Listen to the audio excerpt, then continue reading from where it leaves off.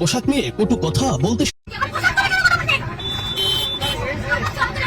করে বাসে উঠেছেন এক তরুণী। এক ব্যক্তি ওই তরুণীর পোশাক নিয়ে কটু কথা বলতে ওই তরুণী কটূক্তিকারীকে শুরু করলেন জুতপেটা। আজ বুধবার এমনই এক ভিডিও ভাইরাল হয়েছে সামাজিক মাধ্যমে।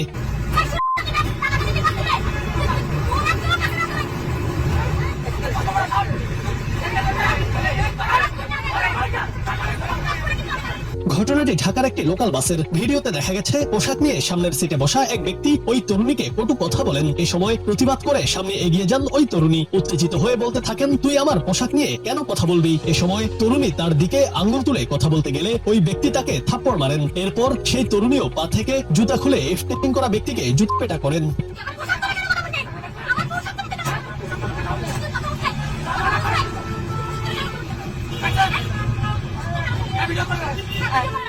এখানেই শেষ নয়, পরবর্তীতে ওই ব্যক্তি তরুণীকে মারতে বাসের ড্রাইভিং সিটের কাছে ফেলে দেয়। মেয়েটি উঠে দাঁড়িয়ে লোকটিকে ফের জুতোপেটা করে। কিন্তু অবাক করা বিষয় হলো এই সময়ের মধ্যে কোনো মানুষ প্রতিবাদ করেননি। বসে বসে ভিডিও করায় ব্যস্ত ছিলেন সবাই।